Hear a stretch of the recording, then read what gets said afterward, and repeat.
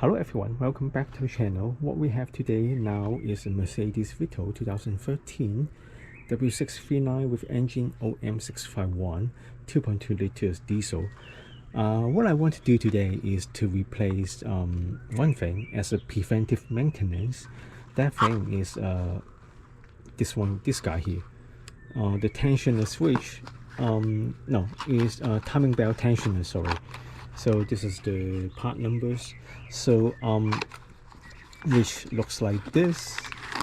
All right, so a very big bolt here, right? So where it was is somewhere like in the engine bay, like over there. So it's like mounting like this. We can take a look very soon. But the reason that I want to do this was because it's more like a preventive maintenance.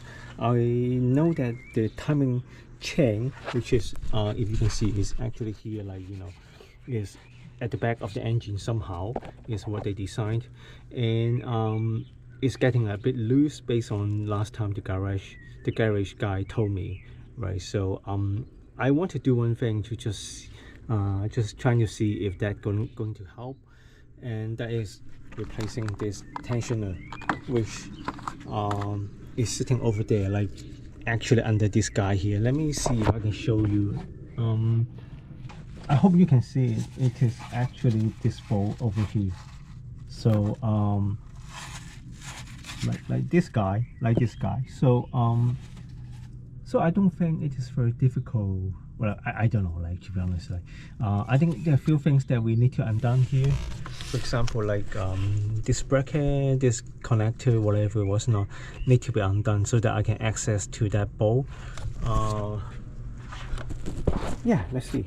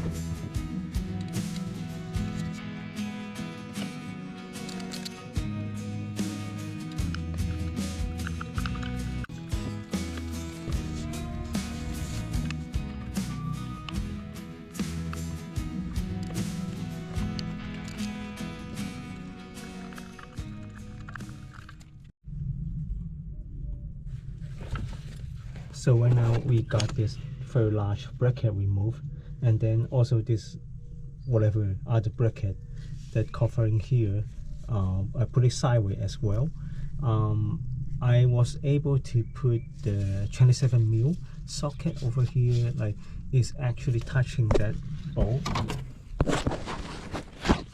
I hope you can see it, but the problem is, like, the angle of this socket is a little bit like I don't know how to describe that, but like, it's like this. So it's, even though the socket can actually touch that thing, but because this extension is a little bit too long, I cannot choose the angle, like, to actually undone this guy. So because the angle that I need to be is like this.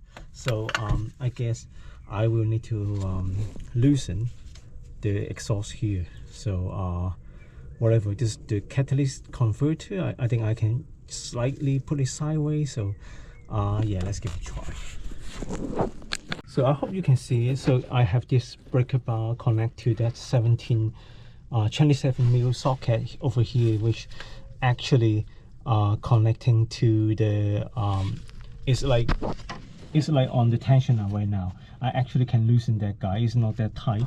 So I was thinking I would need a little bit more access. I think for now I don't need that, but if I need to fit it later, because like if I need to using this top wrench it will be a little bit different. I mean, a little bit difficult.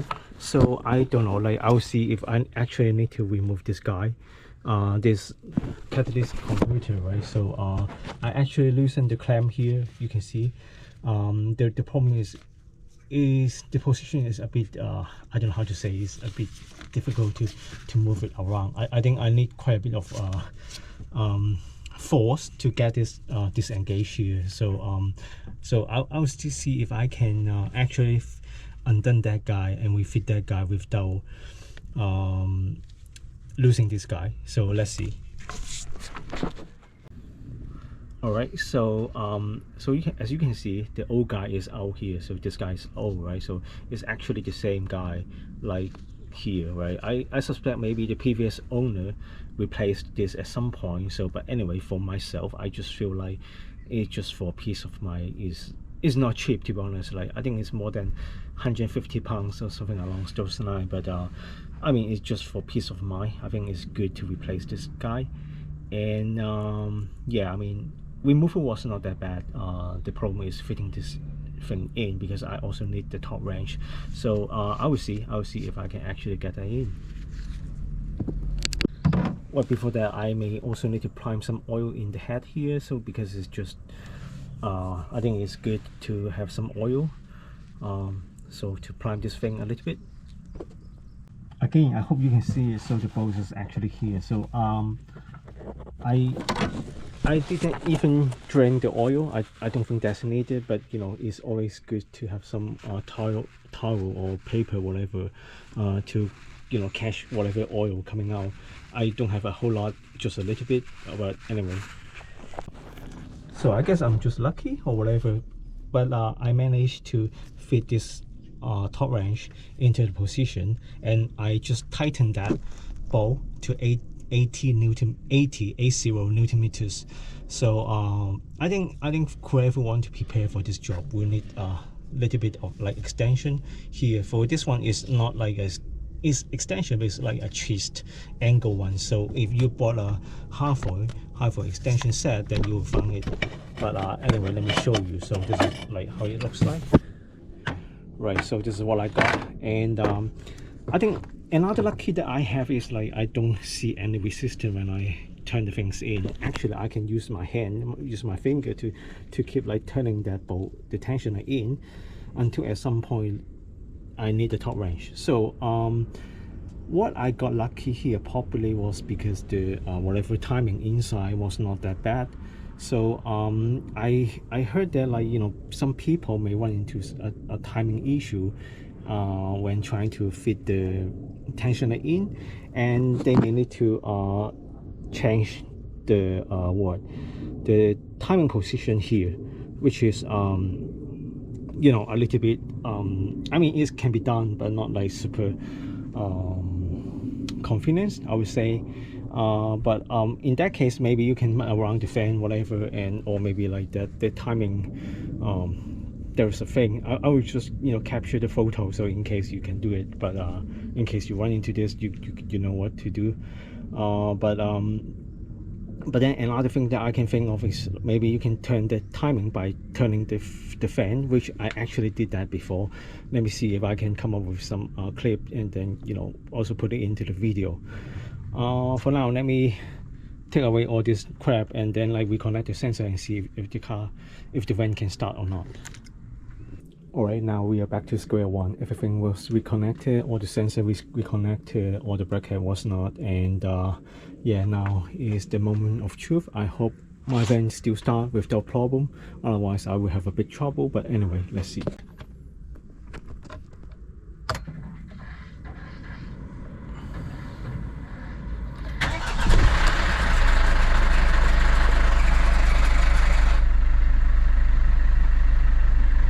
So actually, when it first starts, we do have those very loud rattle. Now I know how does that feel like. So let me try another time.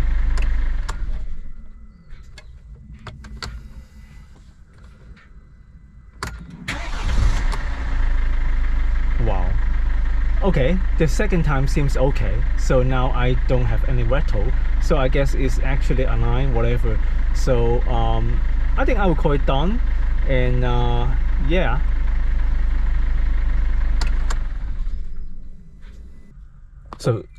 So it is actually another day in the morning, because I want to wait for the vent become cold, because I know that the rattle sound will not happen when the engine is warm.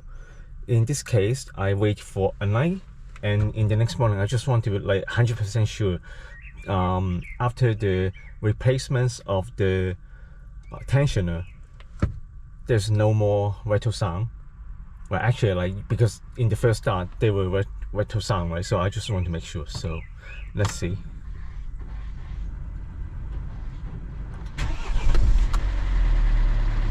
Yeah, I think it sounds good. It start right away without any rattle sound. So I think after the let me stop the vent for now. So after the first time the tensioner got put in, the timing chain need to be adjusted so that there was some rattle sound. And then since then, the second time, the third time, and now even after a night, the engine become cold, and there were no issue with the rattling sound. So I think I'm good. I think the final thing that I need to make sure is there's no leak around the bolt tensioner, because after all, it is like a hole with a bolt, and then chances that there will be some leak, right? So I need to make sure there are no leak afterwards. And then although I tightened that to 18 Newton meters, but I mean, never say never, right? So I think this is the last thing that I need to do. And then yeah, I mean, for now, I think I will call this done. And then I hope you found something useful in this video. And then thank you very much for watching. If you didn't subscribe or like this video, please, this would be a big favor if you can click a subscribe and like this video. Thank you very much. Have a good day. See you in next video. Cheers.